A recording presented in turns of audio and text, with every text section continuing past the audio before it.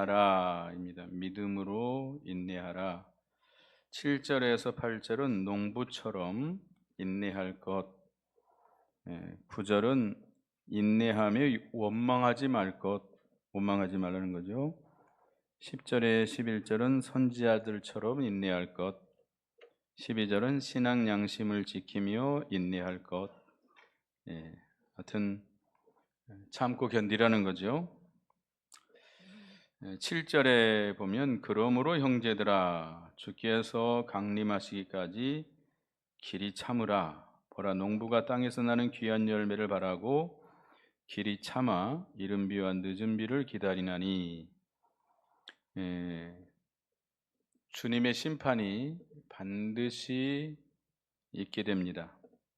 그래서 주께서 강림하시기까지, 주님의 강림은 뭐죠? 재림입니다. 재림. 주님이 재림하실 때까지 길이 참으라고 말씀하고 있습니다. 이 말세를 당한 우리 성도들이 이 세상에서 믿음을 지켜나가려고 하면 여러 가지 시험과 환난과 핍박이 반드시 오게 되어 있습니다. 그럴 때 이 모든 환난과 시험과 핍박 속에서 믿음으로 잘 참고 견디며 나가라는 겁니다. 핍박이 온다고, 욕을 얻어먹는다고, 멸시를 당한다고 포기하면 안 돼요. 끝까지 믿음을 지켜나가야 되겠습니다. 디모데후서 3장 12절에 보면 무릇 경건하게 살고자 하는 자는 핍박을 받으리라. 읽어보겠습니다. 시작. 무릇 그리스도 안에서 경건하게 살고자 하는 자는 박해를 받으리라. 이 마지막 이 시대는 매우 타락한 시대입니다. 타락한 시대에서 우리가 이런 진리를 거스리고 타락한 시대 가운데서 믿음을 지키기가 여간 힘들지 않습니다. 그래서 예수님도 내가 올 때에 믿음을 보겠느냐라고 그랬습니다. 이 세상 끝에서 믿음을 지키기가 여간 힘들지 않다는 거죠.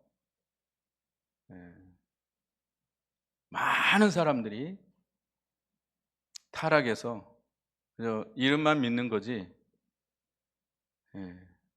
다 그냥 육신 중심으로, 세상 중심으로 살아가게 됩니다. 우리가 이런 가운데서 하나님의 말씀대로 진리의 말씀을 지켜나가려고 하면 상당히 핍박을 받게 됩니다.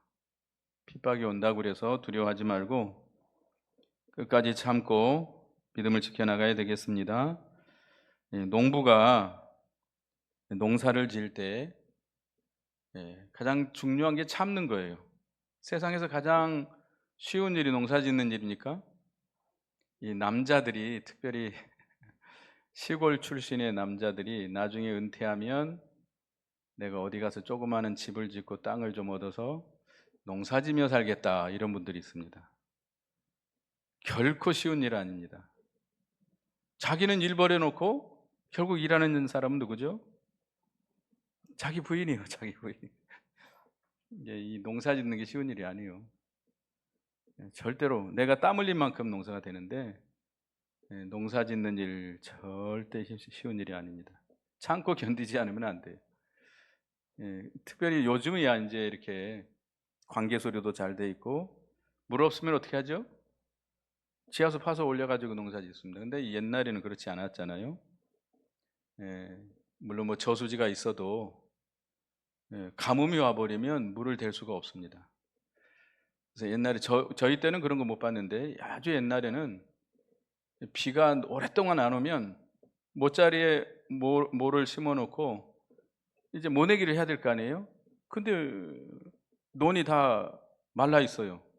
어떻게 해야 될까요? 그래서 그때 당시 모를 쪄가지고 어떤 사람들은 이 호미로 파가지고 심었대요. 반드시 뭐가 내려올 것이다? 비가 올 것이다. 비가 올지 안 올지는 모르겠지만 기대하고 심는 거예요. 그런 사람은 그래도 나중에 비가 좀 와가지고 농사가 돼서 열매를 거두는 사람들이 있고, 이제 망쳤다 그래가지고 그냥 포기해버린 사람들은 얻을 수가 없다고 그래요. 옛날에는 그랬다고 그럽니다. 그러니까 농사를 짓다 보면 참 별일이 다 있잖아요. 비가 안 올 때도 있고 바람이 불 때가 있고 뭐 병충해가 들 때도 있고 별일이 다 있습니다. 그래서 이 농부에게 있어서 참고 견디는 것이 굉장히 중요합니다. 비가 와도 바람이 불어도 태풍이 불어도 잘 극복해가면서 견뎌나가면서 열매를 바라보고 계속 농사를 지어나가야 돼요. 예? 예, 그 풀, 우리가 농사 지으면 가장 힘든 게 뭐죠? 이 잡초 나는 거, 잡초. 이제 제가 곡성이 같은 지심 맨다 그러더라고요. 지심 맨다. 여긴 뭐라 그러죠? 요즘 젊은 사람들은 그런 말 안 쓰잖아요. 근데 뭐 우리 어렸을 때 저기 논 내는 거 김맨다도 그러고 김맨다, 지심맨다. 뭐 하여튼 뭐 근데 그 풀하고의 전쟁, 풀하고 전쟁. 계속 지심을 매주든지 뭐를 매주든지 김을 매두든지 계속 농사를 참고 견디면서 농사를 지어가야 돼. 그래야 거둘 것이 있습니다. 여기 이른 비와 늦은 비가 있다고 그러는데 이른 비라고 하는 것은 속히 베풀어 주신 은혜를 가리키고 늦은 비는 오랜 후에 우리에게 베풀어 주신 은혜를 가리킵니다. 하나님께서 우리에게 속히 은혜를 베풀어 줄 때가 있어요. 우리가 어려운 일을 당하면 속히 은혜를 베풀어 줄 때도 있지만 때로는 오래도록 우리를 연단시킨 다음에 이렇게 우리 은혜를 베풀어 주실 때가 있습니다. 그러니까 여러분 기도하면 즉각 들어주세요? 그런 분들이 있어요. 나는 하나님께 기도하면 하나님이 즉각 응답해주고 하나님이 되게 해주시더라. 내가 기도한 거 하나도 안 이뤄준 게 하나도 없다. 이렇게 그런 분들이 계시더라고요. 아유, 복이 많은 분들이에요. 저는 그렇게 기도해도 때로는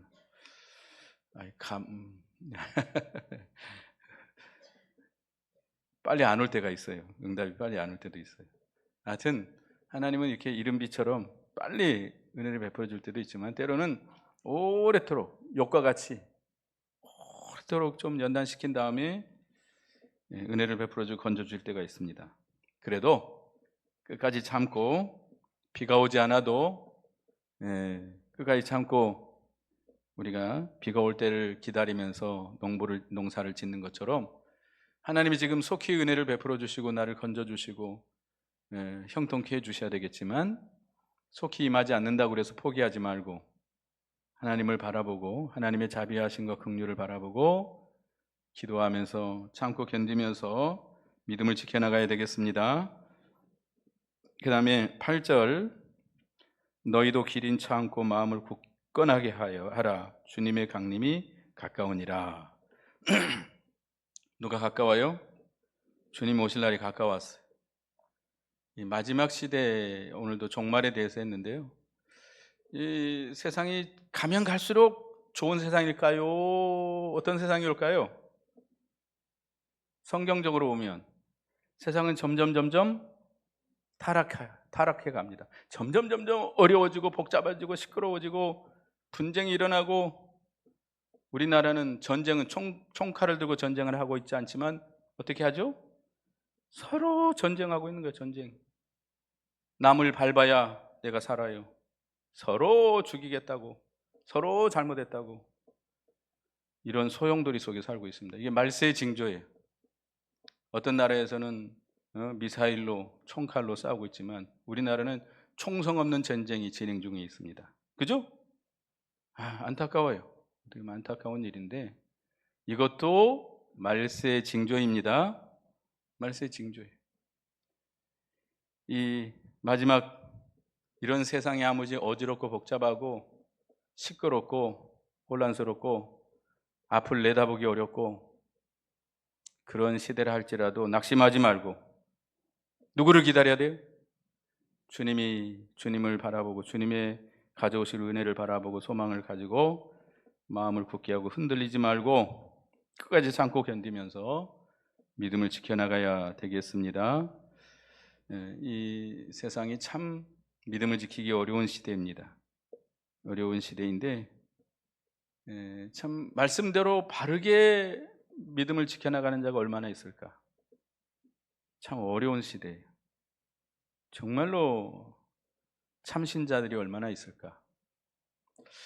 이 시대가 다 타락한 시대인데 우리 디모데후서 3장을 보겠습니다. 디모데후서 3장, 이 마지막 시대에 대해서 고통하는 때가 온다 그랬는데 디모데후서 3장 1절부터 5절까지 읽어보겠습니다. 1절에서 5절, 여기 앞에 나와 있으니 읽어보겠습니다. 시작. 너는 이것을 알라. 말세에 고통하는 때가 이르러 사람들이 자기를 사랑하며 돈을 사랑하며 자랑하며 교만하며 비방하며 부모를 거역하며 감사하지 아니하며 거룩하지 아니하며 무정하며 원통함을 풀지 아니하며 모함하며 절제하지 못하며 사나우며 선한 것을 좋아하지 아니하며 배신하며 조급하며 자만하며 쾌락을 사랑하기를 하나님 사랑하는 것보다 더하며 경건의 모양은 있으나 경건의 능력은 부인하니 이 같은 자들에게서 네가 돌아서라.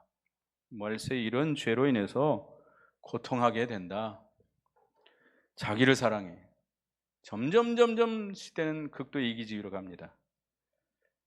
우리 그래도 저희 때도 이제 우리 부모님 세대나 우리 선배님들 시대에 비하면 상당히 좀 개인적인 시대입니다. 우리 아이들을 보면 어떻게 저렇게까지 개인적이고 이기적이고 하여튼 자기를 사랑하고 돈을 사랑하고 황금만능주의, 돈이면 못할 것이 없을 것 같은 그런 시대, 자랑하고 교만하고 자기 자랑, 자기 피할 시대라고 그러잖아요. 자기를 자랑해야 돼요. 자기를 나타내야 돼요. 그래야 남들이 인정해 주는 시대. 이 말세의 징조예요. 교만하고 비방하고 부모를 거역하고 감사하지 아니하고 거룩하지 아니하고 무정하고 정이 없어요. 우리나라 사람들이 인정이 넘친다 그래요? 천만의 말씀. 요즘 우리 한국 사람들은 정 없어요. 제가 중국에도 여러 번 갔고 카자흐스탄이라는 곳은 이제 거기 가면 러시아인들이 많이 살고 있는데요. 그 사람들이 정이 더 많아요. 정말 사람들 좋습니다. 순수하고요. 중국에 가보면 그 사람 뭐 어떤 조건이 없어요. 참 자기 집에 오는 손님은 반드시 대접을 합니다. 그냥 안 보냅니다.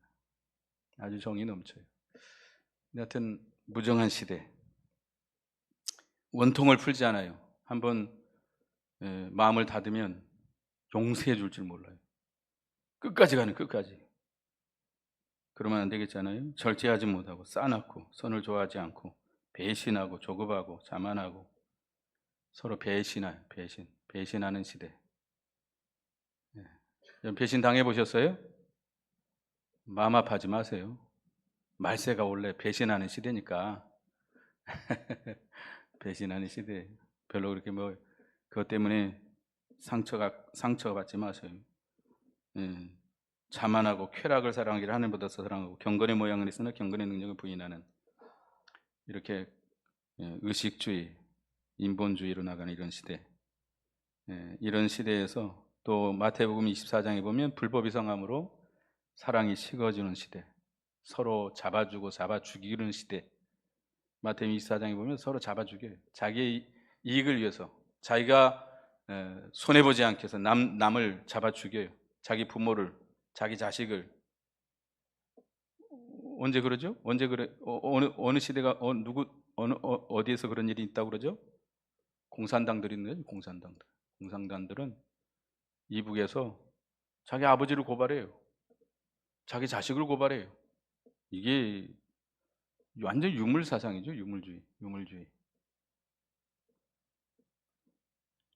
그런 시대에서 믿음을 지켜나가기가 보통 어렵지는 않습니다. 그러나 낙심하지 말고 흔들리지 말고 하나님께 주님의 강림하심을 바라보고 우리가 마음을 굳게 해서 믿음을 지켜나가야 되겠습니다. 우리의 마음이 굳게 서 있으려면 히브리 13장 19절 보겠습니다. 히브리 13장 19절. 은혜를 받아야 됩니다. 은혜. 히브리 14장 9절 읽으면 시작. 여러 가지 다른 교훈에 끌리지 말라. 마음은 은혜로서 굳게 함이 아름답고 음식으로서 할 것이 아니니 음식으로 말미암아 행하는 자는 유익을 얻지 못하였느니라. 우리의 마음이 굳게 서려면 뭘 받아야 돼요? 은혜를 받아야 돼요. 은혜. 대접 잘 받으면 마음이 굳어질까요? 오늘 음식 맛있었어요? 저는 교회에서 밥 먹으면 그렇게 맛있어요. 왜 이렇게 우리 신앙교회 주방팀들이 솜씨가 보통이 아니라서 맛있는데, 음식 잘 대접하면, 서로 음식 대접하고 하호하면 마음이 굳게 서 있을까요? 뭘 받아야 돼요? 은혜를 받아야 돼요. 은혜. 항상 은혜 가운데 거하도록 힘써서 우리가 흔들리지 말고, 서로 뭐 세상이 너무 악하다, 음란하다, 배반한다, 뭐 갈라져 싸운다, 뭐 별일이 다 일어나도 흔들리지 마시기 바랍니다. 이게 무슨 현상이에요? 말세 현상이에요. 말세 현상. 저는 그냥 TV 안 보려고 그래요. 안 보려고 그래요. 보면 막 속이 상해가지고 뉴스 딱 나오면 꺼버려요. 다른 거 봐요. 보기도 싫어야죠. 하여튼 그래도 이 네이버 같은데 인터넷에서 그냥 제목만 봅니다. 제목만. 오늘 어떤 일이 일어났구나. 근데 하여튼 그렇다고 흔들리지 마시기 바랍니다. 치우치지도 마시고 흔들리지 마시고, 우리가 이런 시대에 마음을 굳게 하고 길이 참고 믿음을 지켜나가시기 바랍니다. 그 다음에 여기 원망하지 말라고 그랬습니다. 9절 읽어보겠습니다. 시작. 형제들아 서로 원망하지 말라. 그리하여야 심판을 면하리라. 보라 심판주가 문 밖에 서 계시느니라. 시험이 올 때 원망하면 안 돼요. 하나님을 원망하든지 다른 사람을 원망하든지 부모를 원망하든지 형제를 원망하든지 원망하면 안 돼요. 원망하지 말고 관용해야 돼요. 관용. 주님의 마음을 가지고 관용을 해야 돼요. 물론 잘못이 있어요. 잘못이 있어요. 잘못이 있지만 그렇다고 원망하지 마세요. 원망하는 것은 믿음이 아닙니다. 왜요? 누가 임하고 있어요? 심판주가 문 밖에 서 계세요. 원망하는 것은 죄요. 원망이 죄요 아니요? 고린도전서 10장에 원망하다 망했다고 그랬어요. 원망하면 우리의 심령이 상해요. 하나님의 은혜에서 떨어져요. 원망하면. 그러니 은혜를 받을 수 있겠어요? 은혜 못 받아요. 원망하고 앉아있는데 무슨 은혜를 돼요? 은혜가 돼요. 주님의 그 큰 사랑, 나 같은 죄인을 용서해 주시고 사랑하신, 구원해 주신 은혜를 기억하고 다른 사람들을 이해해 주세요. 이해하고 관용하고 용서하세요. 그래야 주님의 은혜를 받을 수 있습니다. 원망하지 말아야 돼요. 원망하지 않으려면, 우리에게 시험과 환난을 주신 건 누가 주신 거예요? 하나님 아버지께서 주신 자니에요. 요한복음 18장 11절에 예수님께서 아버지께서 내게 주신 잔을 내가 마시지 않겠느냐. 그 십자가 지시는 것이 누가 주신 잔이에요? 고난이에요? 하나님과 아버지께서 주신 고난이에요. 그런 사람을 만나게 한 것, 악한 사람 만나게 하고 사기꾼 만나게 하고. 여기 사기 당해보신 분들 계시죠? 누가 보내줬어요? 아버지께서, 우리 하나님 아버지께서 사기를 당하게 하고 강도를 만나게 하고 저 악한 사람을 만나게 했어요. 왜?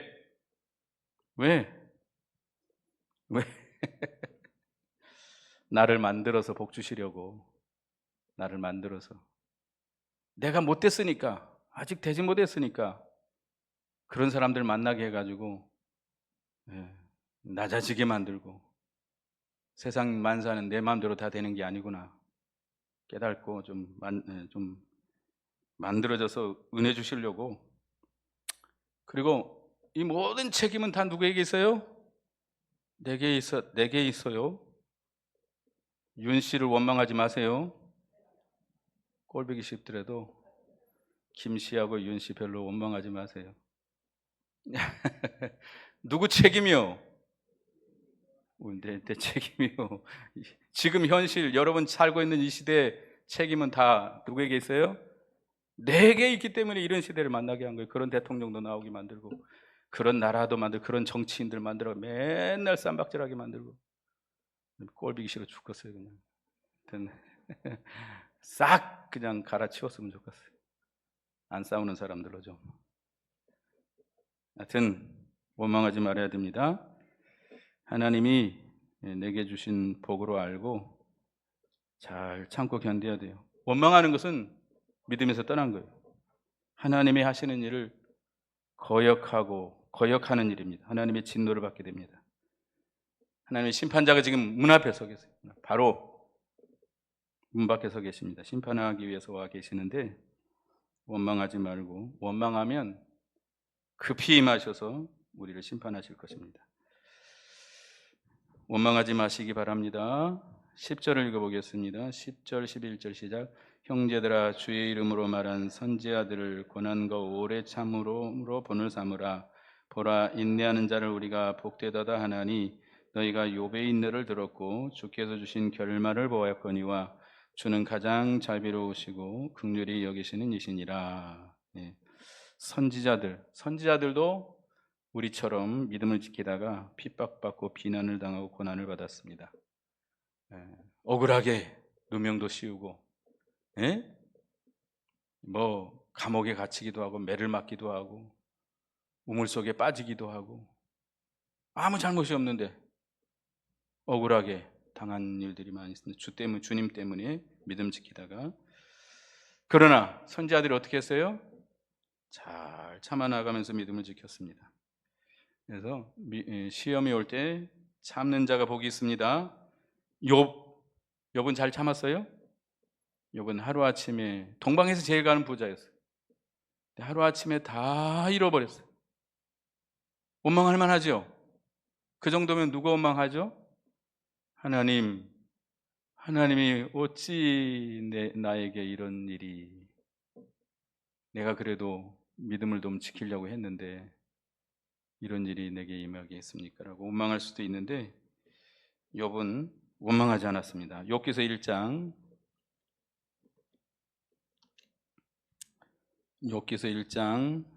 20절 22절 욥기서 1장 20절에서 22절 읽어보겠습니다. 시작.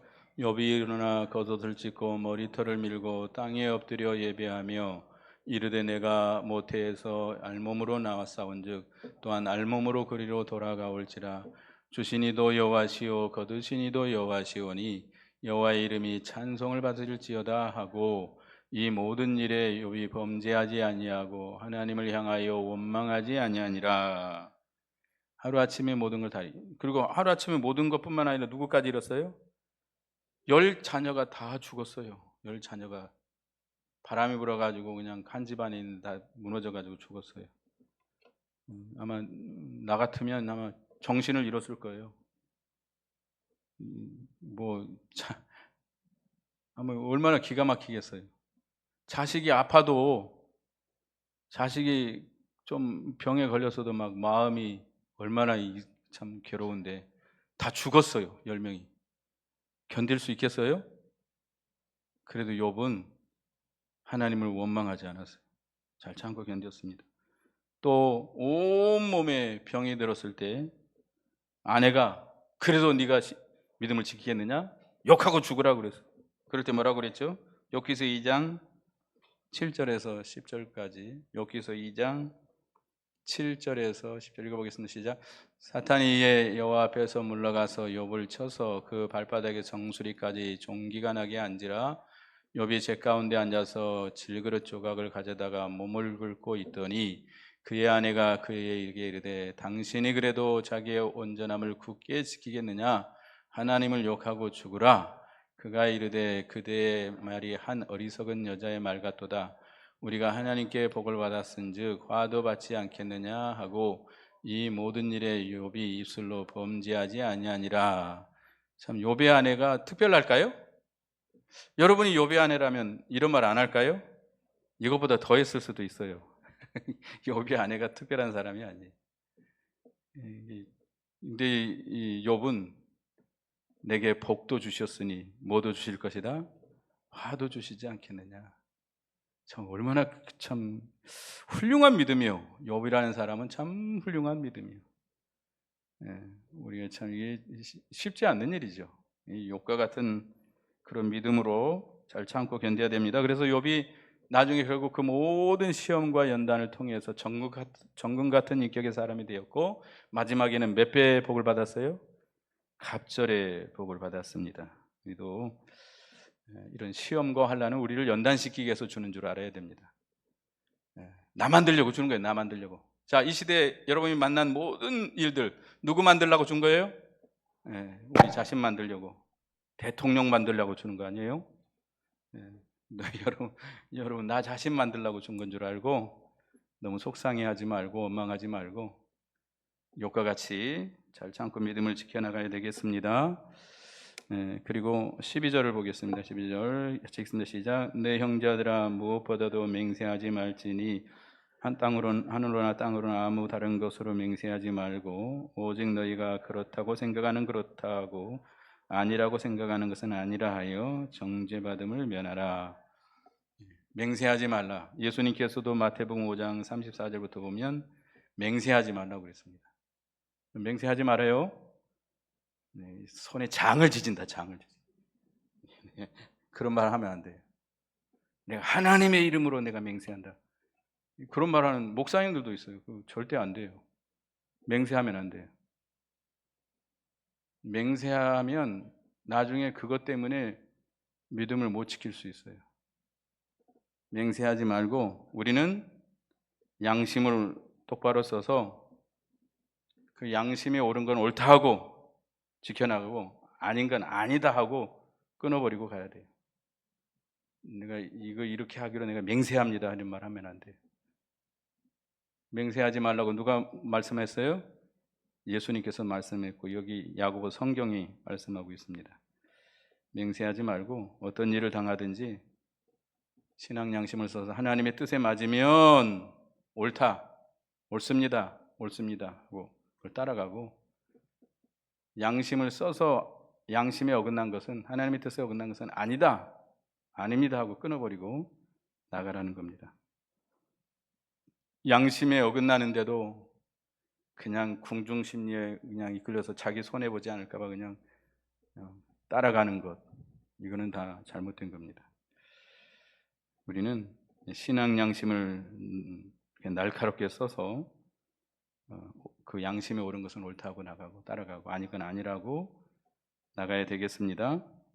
이 맹세한 것 때문에 죄를 지어서 망한 사람이 있습니다. 누구죠? 헤로당이 마태복음 14장에 보면 헤로당이 생일을 맞이해서 자기 아내 헤로디아의, 아내도 아니죠, 첩이죠, 헤로디아 아내 딸이 와서 춤을 춥니다. 그러니까 너무 술 마시고 기분이 좋아가지고 내가 네게 뭘 줄 거, 네가 원하면 바라는 건 내가 이 땅의 절반까지도 주겠다고 했어요. 그러니까 헤로디아가 지 엄마한테 가서 뽀로록 가가지고 뭘 구할까요? 그러니까 뭘 구하라 그랬어요? 헤롯의 머리를, 세례요한의 머리를 달라라. 왜? 이 세례요한이 그 헤로디아하고 헤로당하고 결혼한 거에 대해서 책망을 했거든요. 그러니까 가서 구했습니다. 네가 원하는 거 다 주겠다고 맹세를 했으니까 그 많은 사람들 앞에서 헤로당은 세례요한을 옳다고 인정했던 사람이에요. 그 말을 괴롭지만 잘 들었었어요. 그렇음에도 불구하고 아무 죄가 없는 세례요한의 목을 베서 갖다 주게 됩니다. 맹세 때문에 이렇게 된 거예요. 맹세가 아무리 맹세했다 할지라도 뭐가 더 중요해요? 의의를 지키는 게 더 중요한 겁니다. 의의.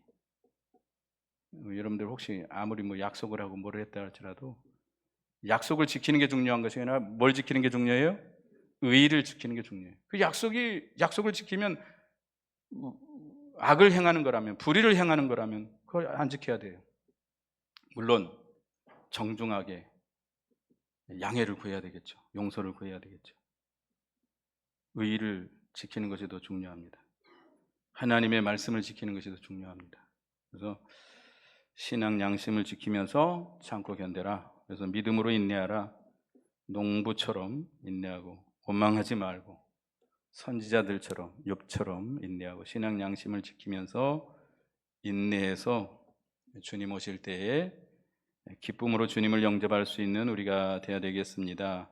기도하겠습니다. 하나님, 주님 오실 날이 가까운 이때에 저희들 잘 참고 견디며 믿음을 지켜나가게 해주시옵소서. 농부와 같이 이른 비와 늦은 비를 바라며 농사를 짓는 것처럼 우리도 주님이 베풀어 주시는 은혜를 바라보고 주님을 간절히 소망하고 끝까지 믿음을 지켜나가게 하시고 원망하지 말고 믿음을 지켜나가고 인내하고 선지자들처럼 욥과 같이 그런 신앙으로 모든 걸 잘 참고 인내하는 저희가 되게 해주시옵소서. 또 신앙 양심을 날카롭게 쓰면서 참고 견딤으로 주님 오시는 날 기쁨으로 주님을 영접하고 주님의 앞에 옳다 인정받는 저희가 되게 해주시옵소서. 예수님의 이름으로 기도드리옵나이다. 아멘.